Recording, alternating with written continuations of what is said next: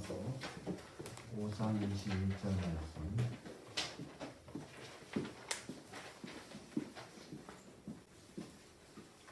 로마서 5장 21절.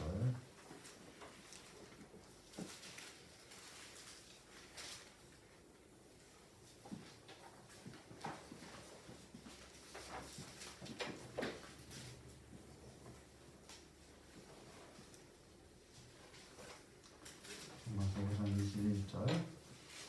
한절 다 같이 함께 언급하겠습니다. 이는 죄가 사망 안에서 왕노릇한 것 같이 은혜로 또한 의로 말미암아 왕노릇하되 우리 주 예수 그리스도로 말미암아 영생에 이르게 하려 합니다. 아멘. 이렇게 또 예배를 같이 드리게 됐는데 또 이제 온라인으로도 이제 핑계가 되면서 예배를 같이 드리고 있습니다. 어디 있든지 우리가 또 하나된 마음으로 하나님 앞에 예배할 때 하나님께서 우리에게 더 큰 은혜 주실 것으로 믿습니다. 자, 우리 또 여기에 오신 분들 제 앞뒤에 안녕하세요.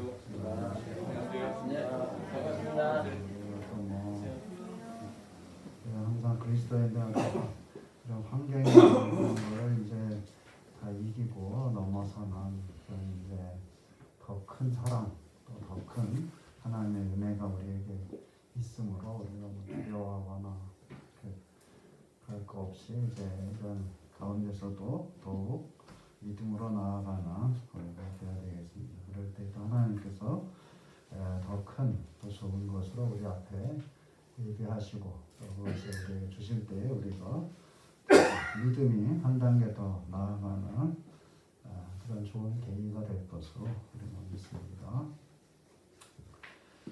오늘 본문에 이제 지난주에 12절 말씀을 보고 이제 우리가 오늘 21절의 말씀을 보도록 하겠습니다. 12절 말씀에 보게 되면은 그러므로 한 사람으로 말미암아 죄가 세상에 들어오고 죄로 말미암아 사망이 들어왔나니 이와 같이 모든 사람이 죄를 지었으므로 사망이 모든 사람에게 이르렀느니라. 이렇게 이제 우리가 지난주에 말씀 생각해 봤는데 여기 한 사람은 아담을 가리키는 것이고 아담이 하나님과 같이 돼서 선악을 분별할 수 있는 지혜를 가질 수 있다고 하는 그 사탄의 거짓말 유혹에 넘어가서 선악과를 먹고 죄가 세상에 들어오게 됐고 그 죄로 말미암아서 사망이 들어오게 되었다.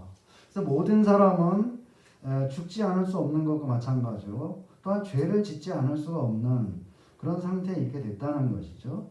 인간은 죄를 짓지 않을 수가 없으니까 죄의 결과인 죽음이 인간을 지배하면서 왕노릇하는 그런 일들이 이제 이 아담으로 인해서 벌어지게 됐다. 그래서 온 인류, 아담에게 속한 아담의 모든 자손들인 인류가 이제 죽음이 인간을 지배하면서 왕노릇하는 그런 가운데 또 죄를 지을 수밖에 없는 이런 가운데 살았다는 것이죠. 그래서 21절에 보게 되면 죄가 사망 안에서 왕노릇한 것은 바로 이제 그런 상태를 가리키고 있는 것이죠. 죄가 왕노릇할 수 있는 것은 사망이 있기 때문이다. 사망이 없다면은 인간의 죽음이 없다면은 죄가 이런처럼 강력한 힘을 발휘할 수는 없었을 것이다. 그것이죠. 죄의 싹은 사망이다 라고 했는데 죄를 지은 결과로 죽음이 있기 때문에 그토록 죄를 무서워하게 되는 것이죠. 그래서 이길 수가 없고 죄와 사망의 연결고리가 끊어진다면은 즉 죄와 죽음이 그런 관계가 없다고 한다면은 어떻게 되겠느냐? 죄는 사실은 사망 안에서라야 왕노릇을 할 수가 있는 것이죠. 사망이 사라지게 된다면은 죄는 왕노릇을 할 수가 없게 되는 것이죠. 죄가 왕노릇할 수 없게 된다는 것은 곧 죄와 싸워서 이길 수가 있다는 것이죠. 사망이 있는 한 죄와 싸워서 이길 수가 없는 그런 상태. 이제 절대로 이길 수가 없는 그런 상태에 있었다는 거예요. 사망 때문에. 인간에게 있어가지고 죽음이라는 것은 곧 끝이고 멈추는 것이죠. 그게 계속해서 나아가야 되는데 중간에 멈출 수밖에 없는 그거는 또 인간으로서는 넘어설 수 없는 어떤 벽인 것이죠. 절대로 넘어설 수가 없는 가로막혀 있는 이런 상태의 아담으로 말미암아서 이제 인간이 온 인류가 이런 상태에 넘어설 수 없는 벽 안에 갇혀 있는, 그래 넘어설 수 없는 벽에 가로막혀 있는 이 벽을 넘어설 수 없다면은 그 사람은 이제 거기에서 절망하게 되는 것이죠. 절망. 그 죽음 때문에 절망이 이제 생겨나게 되는 것이죠. 죽음이 있기 때문에 막 가로막혀 있기 때문에 더 이상 갈 수가 없는 그런 상태이기 때문에, 그러면 거기에서 인간이 어떻게 해야 되느냐? 사실 절망이 생겨나는 것이죠. 절망이라는 거, 그것은 절망은 사람으로 하여금 자포자기하게 하는 것이죠. 할 수 있는 것도 하지 못한다고 포기하게 되는 거. 키에르케고르라는 철학자는 죽음에 이르는 병이라는 이런 책을 썼는데, 인간에게 있어가지고 절망이 곧 죽음에 이르는 병이다라는 얘기를 하고 있는 것이죠. 절망, 죽음에 이르는 병이라는 것은 암도 아니고 다른 병도 아니고 곧 절망이 죽음에 이르는 병이다. 절망과 죽음이 사실은 연결되어 있는 것이죠.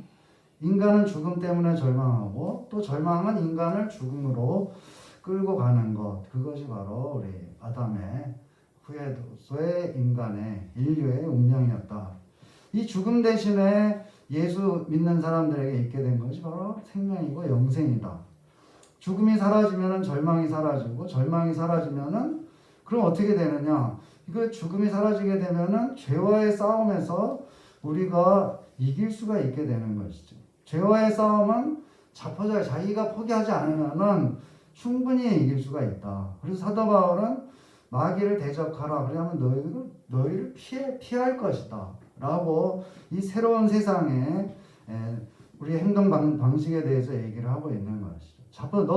네가 자포자기하고 뒤로 물러가지 않기만 한다면은 그 죄라는 것 또는 마귀라는 것, 사탄이라는 것은 문제될 것이 없는 것이다. 그 전에는 사망이라고 하는 절대 우리가 이길 수 없는 그런 무기를 가지고 있었기 때문에 인간이 질 수밖에 없었지만은 이제는 그렇지 않다는 것을 얘기를 하고 있는 것이죠. 네가 네 상태를 알고 너는 이미 예수를 믿음으로 사망을 이긴 상태이기 때문에 마귀를 대적하면 물러간다. 그런데 그 상태를 알지 못하고 그 전에 죄를 또 사망을 두려워하는 그런 마음을 가지고 있으므로 마귀를 대적하지 못하고 자기가 스스로 뒤로 물러서기 때문에 마귀가 기승을 부린다는 것이죠. 그러니까는 사망이 있을 때에는 어떻게 해서라도 죄를 이길 수가 없게 돼 있는 그런 상태에 있었지만, 죽음이 사라지고 영생이 그 자리에 들어서게 된다면 사망이 더 이상 막노릇할 수가 없게 되는 것이다. 그리고 제가 지난주에 말씀드린 대로 죄가 뭐냐, 생각하는 인간에게 있어가지고 아담 이후에 모든 일은 생각하는 것 자체가 죄다. 생각하지 않는 사람 없기 때문에 모든 사람이 죄를 짓는 그런 죄인이 된 것이죠. 이거 제 얘기가 아니고 칼빈이 종교개혁, 장로교 창시하면서 한 말이죠. 인간의 전적 부패를 인간의 전적 부패. 전적 부패라는 것이 뭐냐? 전적 부패라는 건 어느 한 부분도 1%, 0.001%도 자기 스스로 자기의 선행을 할 수가 없는 그런 상태에 있다. 죄인일 수밖에 없다는 거. 그것은 곧 전적 부패라는 것은 바로 그걸 다른 말로 하자면은 생각하는 것 자체가 죄가 되는 그런 상태에 있다는 거지. 인간이라는 것은 생각하지 않고 사는 사람이 어디 있냐? 없는 것이죠. 그렇기 때문에 모든 사람이 죄를 짓는 죄인이고 또 죄의 삭은 사망이므로 사망에 있고 또 사망을 우리가 넘어설 수 없기 때문에 인간이라는 것은 그런 죄에 눌린 그런 상태로 살아가는 그런 사람이었다는 거. 그 생각하는 것 자체가 죄가 되는 이런 상태가 죽음이라는 것과 또 무슨 상관이 있겠느냐.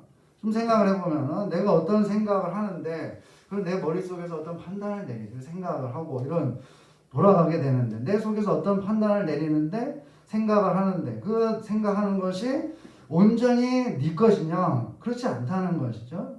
자기 생각을 자기가 하는데 그 생각이 자기의 것이 아닌, 또 자기가 생각했지만은 그것을 또 자기가 다 그대로 하지 못하고, 그럼 자기의 생각이 아닌 것이 더 많이 있고, 그럼 자기의 생각과 자기의 판단을 따라서 자기가 한다고 했지만은 결국은 자기의 생각이나 자기의 판단이 아니고 다른 사람에 의해서 판단하면서 살고 있다는 그런 이제 결론에 이르게 되고, 그렇게 된다면은 그 인간에 있어가지고 자기의 생각으로 행동하고 말하고 살아가고 있다고 생각했지만은 그것은 자기가 자기의 것이 아니었다라는 것을 그 보게 되면은 그것이 바로 죽음에 처해 있는 그런 상태라고 할 수가 있는 것이죠. 자기 자신은 없는 그런 상태에서 살아간 것이다. 그래서 이제 이 옛날 이 사람들 보게 되면 자기가 죽을 때가 돼가지고 자기가 왜 뭘 살았나, 자기가 정말로 헛개비 같은 인생을 산 것이 아니냐, 그런 이제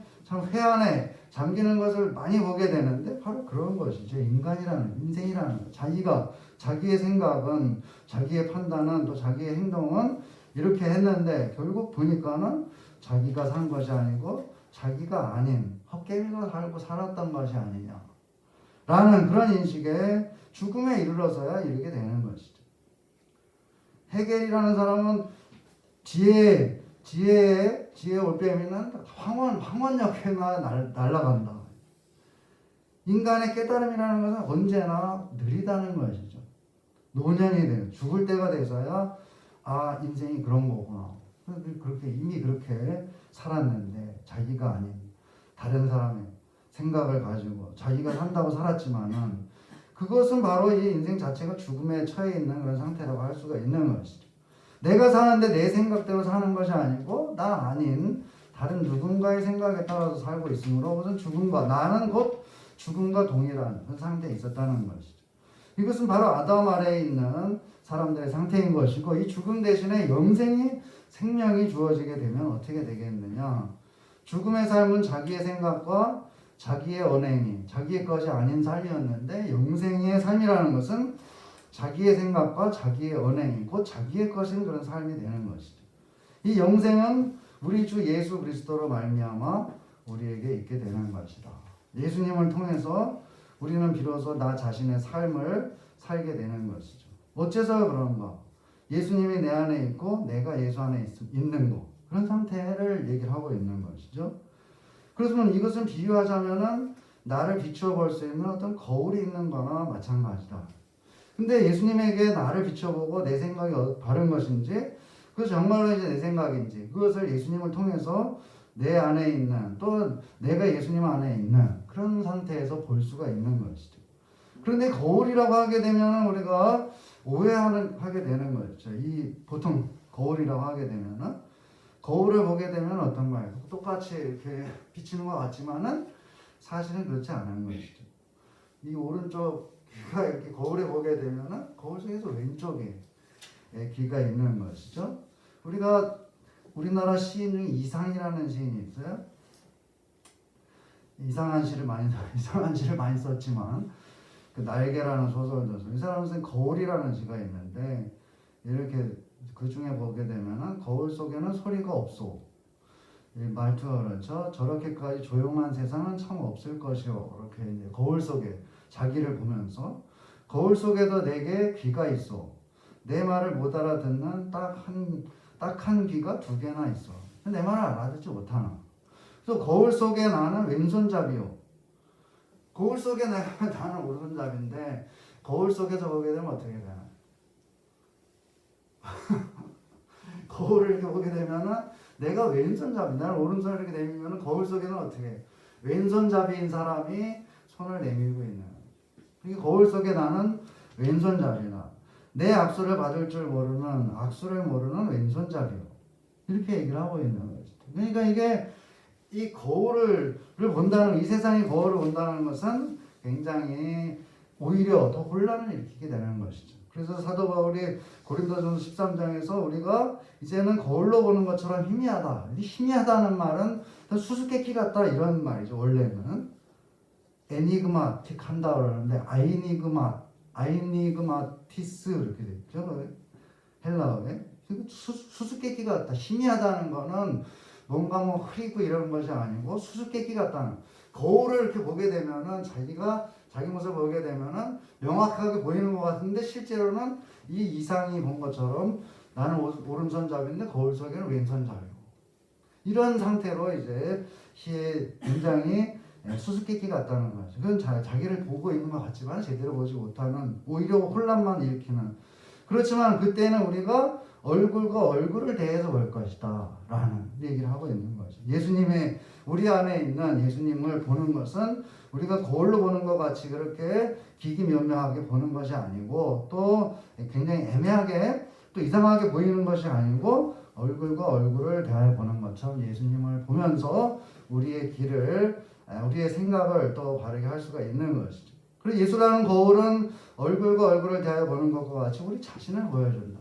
나 자신의 모습을 정확하게 파악하고 있다면은 그 다음에 나의 판단이나 나의 생각이 곧 이전과는 달리 나의 생각이 되는 것이죠. 나의 행동이 되고. 그러면 나는 온전한 나 자신의 판단과 나의 생각과 나의 언행을 하면서 살아가는 그런 사람이 되는 것이죠. 그것이 바로 아담의 죽음의 상태에서 벗어난 새로운 생명에 사는 사람의 태도, 그 생활 방식이라는 거죠. 그런 태도고, 이전에 죽음에 속한 사람이었을 때의 삶이라는 것은 사실상 자기 자신의 삶이 아닌 것이죠.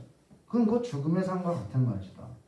그렇지만 이제 예수 안에서 영생의 삶을 살아가는 사람은 자기 자신이 자기의 삶을 살아가기 때문에 자기의 삶이 온전히 자기의 책임하에 있게 되는 것이죠.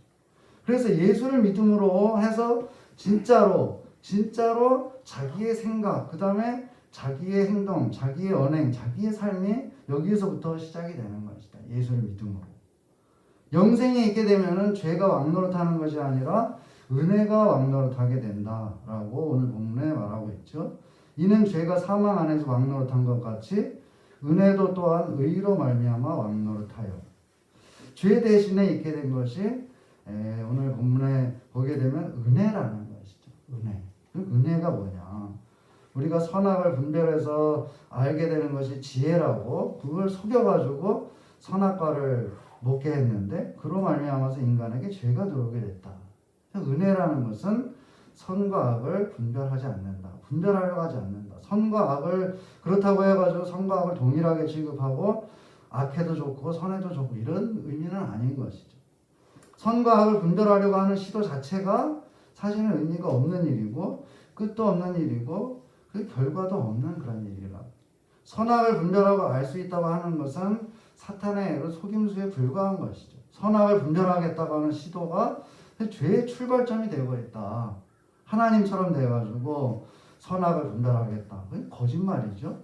선악을 분별하는 시도가 속임수라는 것을 알고 선악을 분별하는 방향으로 나아가지 않는 것. 그것이 중요한데 그렇다면은 거기에는 의가 있기 때문에 그것이 가능하다. 그래서 은혜도 또한 의로 말미암아 왕노릇하여 이렇게 이제 말해주고 있죠.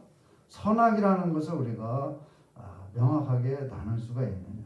우리가 이제 무슨 그 하버드 법대 교수가 무슨 나와가지고 막 이렇게 하는 거 보게 되면은 자 어떤 사람이 그런 그게 나오는 거 아니지만은 어떤 사람이 배가 고파가지고 자기 아들을 주려고 빵을 훔쳤다. 그러면 분명히 악이죠. 그렇지만은 그것을 또 도둑질한 거지만은 그 아들을 주려고 빵을 훔쳤다고 하면은 그거 어떻게 되느냐. 그거는 약간 선악의 경계가 또 이제 모호해지게 되죠. 그러면 또 더 나가가지고 그럼 그 사람을 일을 하지 않고 도둑질을 했으니까 잘못이다.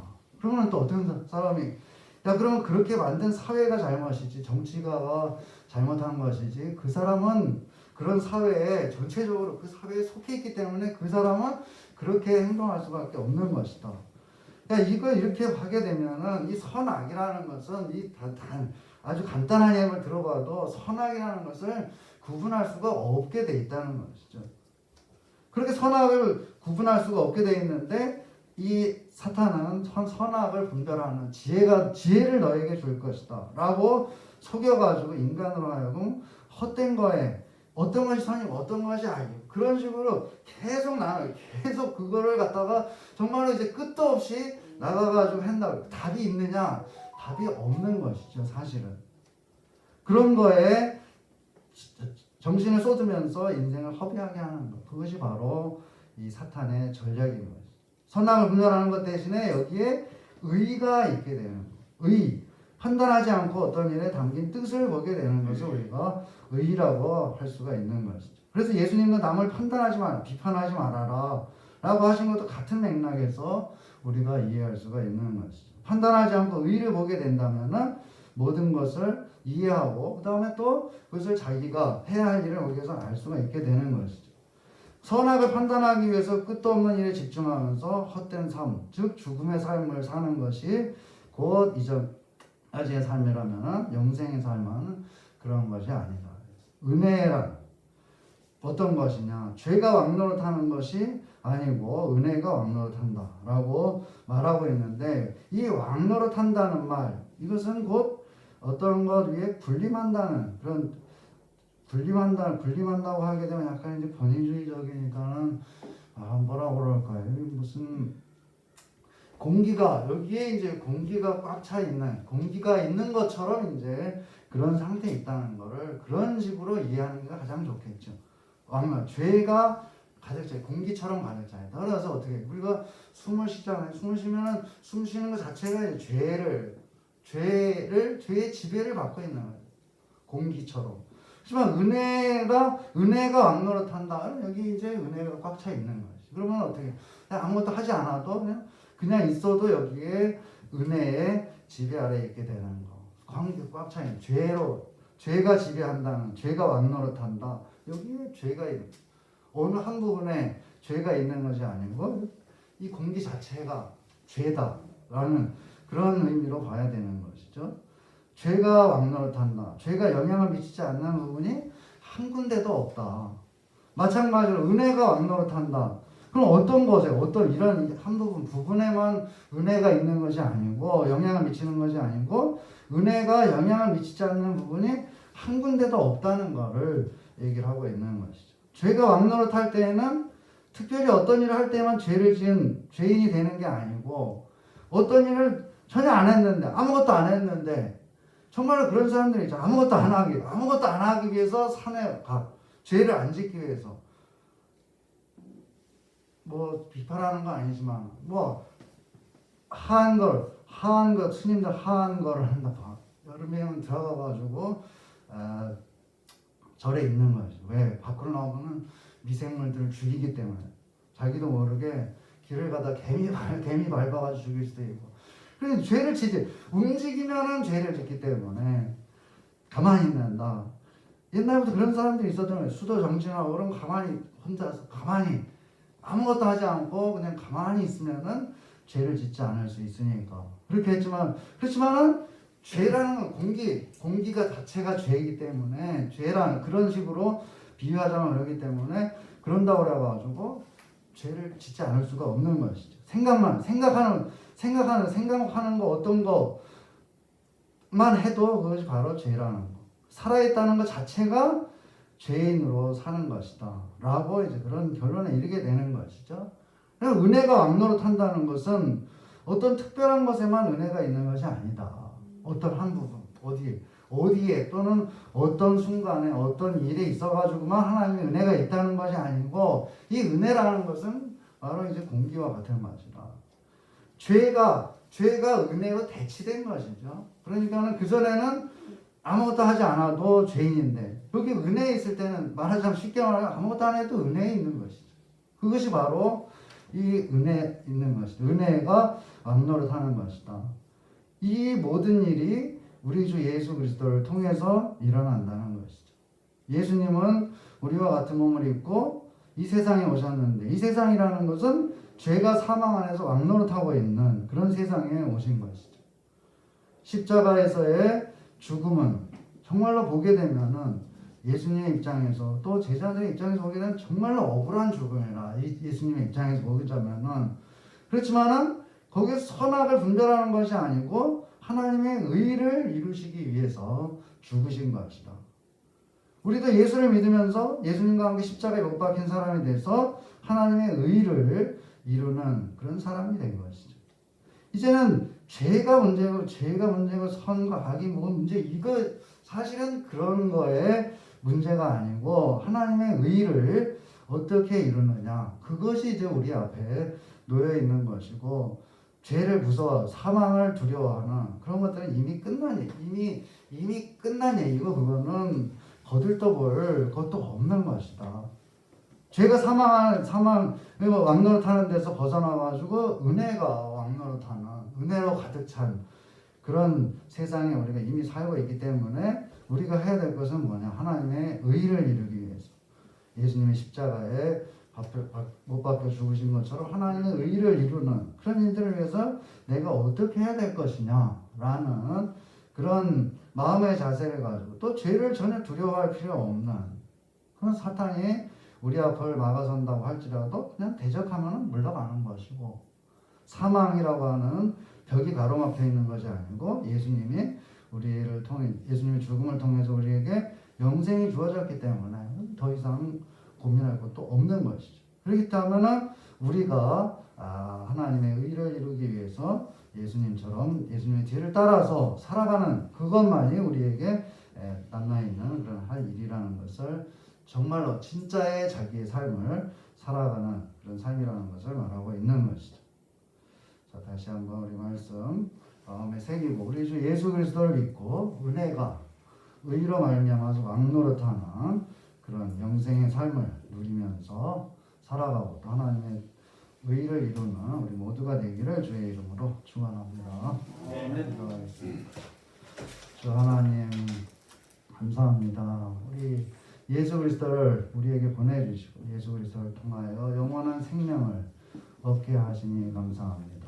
참으로 이제 죄와 죽음을 넘어서 참으로 이제 우리에게 은혜가 가득한 이런 세상에 살고 있사오니 우리가 하나님의 은혜 가운데 살아가며 참으로 하나님의 풍성한 놀라운 은총을 받아 누리고 또 그 가운데서 참 하나님의 의를 이루기 위하여 예수님처럼 예수님의 뒤를 따라 살아가는 우리 모두가 되게 하여 주시옵소서. 예수님의 이름으로 기도드립니다.